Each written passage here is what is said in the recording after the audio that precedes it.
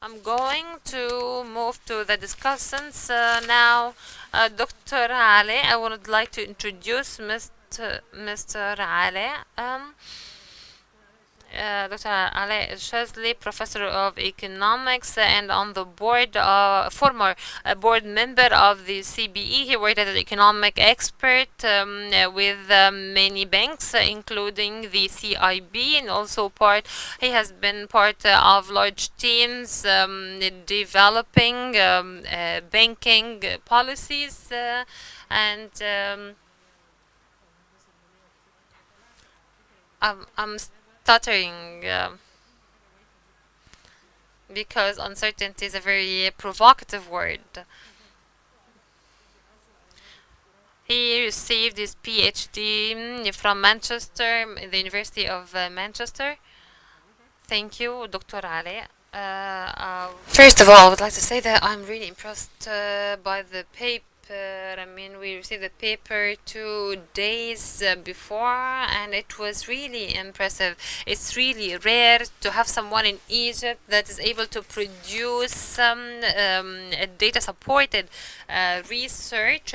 So, chapeau for the great work. I believe that there are many points to discuss. Inflation is critical, and as has been said, it increases the cost on financial mediation and creates a lot of distortion. I think that we are one of the countries that have very high inflation rate, but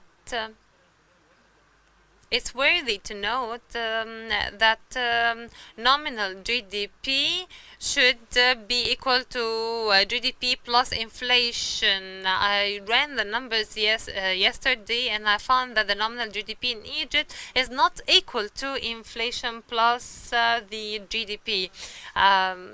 So from 2000 to 2018, you'll find that the actual inflation is understated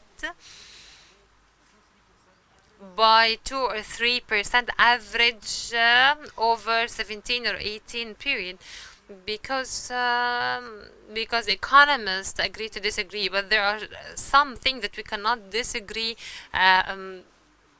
because if the equation do not get right, means that we are understating the inflation. Who's responsible? I do not think that this is the point, but we must agree on these numbers. The conclusion of the paper that here in Egypt, we believe that inflation is an imported one, because we believe that it's basically the result of the exchange rate.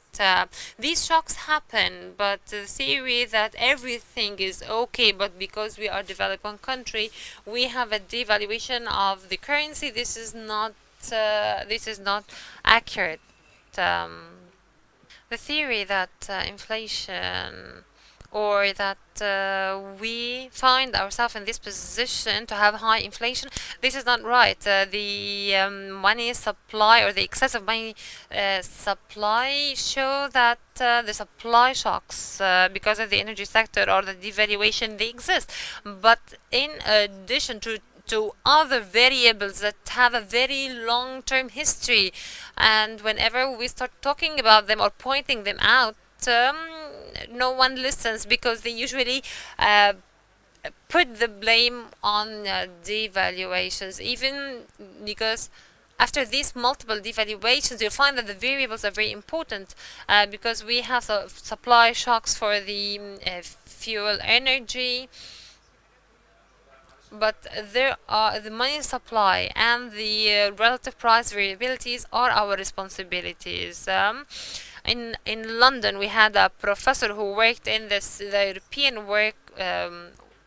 Central European Bank, and she said that inflation will always be high in the emerging markets because they do not have the independence of the central bank. So if you have independent central bank, you will never have high rates of inflation, and it is very self-explanatory. This paper quite shows that regardless of the supply shocks and devaluation, this is what happens. We have an inflation and a money supply that are completely independent of the other ones. As has been said, the administrative pricing,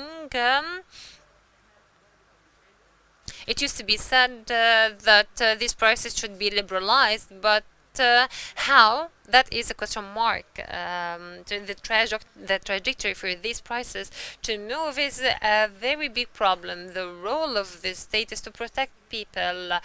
Maybe it's providing protection in a wrong manner, because it is providing the prices or it's fixing the prices, and then after a number of years it introduces huge shocks.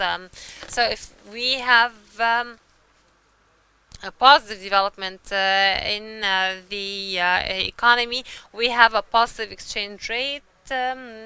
We would have never found ourselves in this situation where the Egyptian pound lost 50% of its value. So, as Dr. Noor said, we have an identity crisis, and the different kind of pricing reflect the development underneath, or we have different institutions that drive prices, but this mix that we have is a disaster. And as such, I believe that as long as we have administrative pricing, including the exchange rate, which is not obviously a floating price, even with the short drama scene, with the drop in the dollar exchange rate of 50 piasters, this is a very important takeaway. It is either to have a controlled economy, or we have a private sector, so we be able to gain money. So we need level playing fields when it comes to the exchange rate or the pricing of commodities, but to have a mix of both, you cannot have it both ways. So this is a very critical point. The second variable is money supply, or excessive money supply. As has been said, inflation and money supply go hand in hand. In Egypt, we do not need to prove it, but sometimes we need to, because people say that they are not related, and as such, inflation is tied to inflation, which is obviously completely refuted by the paper. It has been said already for years. Books have been written on this issue. There is a book on the monetary history of the U.S. Over 207 years, and the conclusion was the inflation is the result of excessive money supply. But the most critical thing here is why we have this excessive money supply. Because of bad monetization, which means that the government has excessive debt levels at some points, which prompts the CBE to expand its balance sheet in order to monetize the budget deficit. So it starts to print currencies in order to buy the debt. There is a point that I wanted to elaborate on. In 2008 and 2009, we had a high money supply and a high inflation rate. So why did it happen? Because we have hot money funds in 2006 and 2007, but with the financial crisis in 2008, as a state, we did not want it to have an impact on the Egyptian pound, so to or to help the exchange rate, the state or the CBE increased or expanded the balance sheet, and in order to reach debt monetization.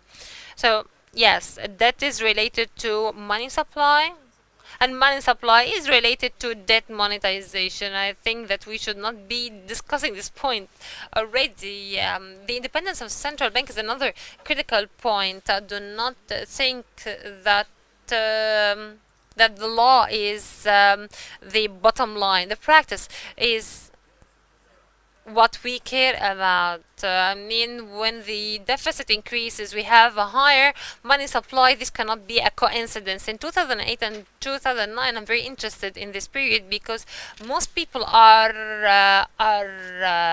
very upset with the decisions made by the recently by the central bank now. But this has been the trend for quite some time. The CBE is usually covering for the government's faults. 2008 and 2009 is a very important case because we didn't have an IMF or anyone to pin the blame on. In terms of recommendation, I believe that the price liberalization recommendations are very critical. It's either to liberalize the prices to have the real value of commodities and to have some adjustment mechanisms so that wake up one day with high commodities, and when the effects is removed, the prices go down. But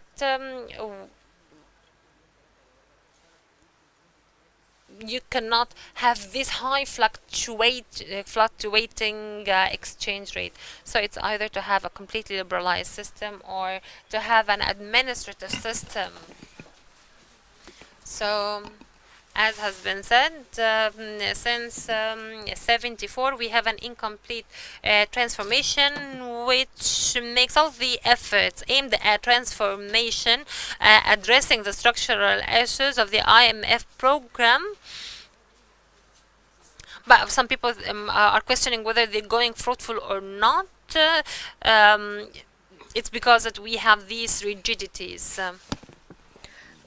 The second point and the last point for me is that it's indisputable, of course, that the independence of the central bank is very critical. But there's an important point.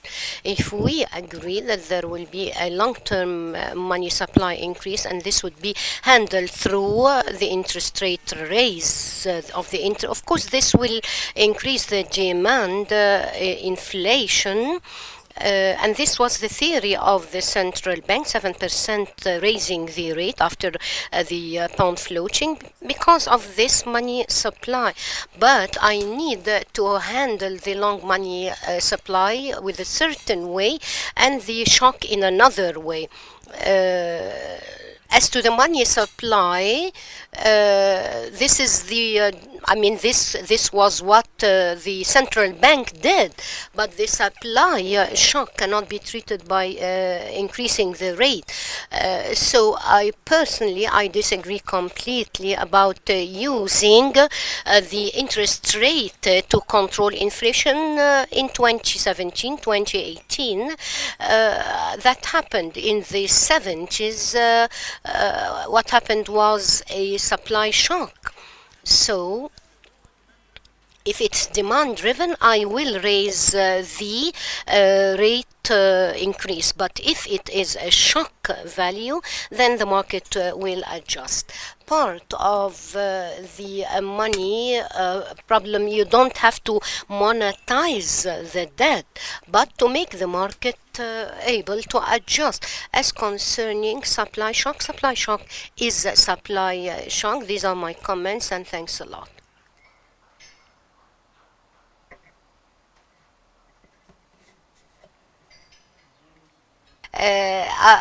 Dr. Omar, it's always a pleasure to listen to you. It's always a pleasure. the independence of the central bank is a very, very major issue. The money supply and its catastrophic results is also very important. The long-term trend of the money supply and its actual increase, which is the reason of direct inflation that lies in the hands of the central bank. Monetization also is to be handled by the central bank exclusively, and well, let's say the state also. As to the identity crisis, it's also a very serious, and to bring the dollar to a nose diving, or what we call a nose diving trend. This also is another issue. I'm very assured that you have given us the right perspective. Oh, good afternoon, sorry. What you said today, yes, you're right. In 2018, the only currency across the globe that was raised versus the dollar, 1.7%, all the currencies of the world had lowered their currencies vis-à-vis the dollar. This means something. I won't say more than Dr. Omar said, but I have some inquiries. First, we are discussing what happened in 2017 in November 3, 2016. Also, no, he's saying I think 2016. This is not an inflation rate. This is an overnight jump in certain prices that should have not been done that way. There are certain inflation to raise the rate value, but sometimes there is an inflation which is different. There was you can curb the inflation by increasing the interest rate. This is the classic treatment, but our inflation was not an inflation rate, it was a jump in prices. So when you increased the interest rate, you are not curbing inflation. On the contrary, you have increased the problem. So I have the Minister of Finance and the Governor of the Central Bank. There is a video shot, and the announcer in the program asked them what do they do. One of them said I print, the other one said I borrow, which means what? If we speak about inflation divorced from the fact that you are a country that produces less than you consume and that you import more than you export, inflation will go on and on. So we cannot speak about liberating prices without speaking about increasing wages. I know there are a lot of economic and political factors coming in, so I cannot speak about inflation exclusively without changing all the variables of the system. But maybe you know better than me. I don't feel very happy concerning the brackets where, or the basket where you calculate the inflation. I'm doubting all the numbers, calculation, including the GDP. Different ministries calculated in different ways, and therefore I have some, I'm not happy, but calculating all the figures in Egypt concerning unemployment and concerning inflations, I have some doubts. Did you see this sort of containing a basket, and are you sure that this is a representative sample of what's going on? These are important questions. I don't know in Egypt how much did we print money-wise. I don't know from 2010 till present, because the numbers actually are catastrophic. They are scary. They are scary. So definitely this is head-on inflation, and the independence of the central bank in developing countries, among Egypt is one. Of course, are in a position of suspicions, and any country in the world that became bankrupted didn't happen. This didn't happen unless the central bank, got into the game. So in 2018 or 2019, in a certain country it was 700%, and today it will be more than a million. So that's why we need to know, are the decisions of the central bank responding to the demands of the country, considering that in the developing countries there is always an expenditure high rate for social and economic and political reasons.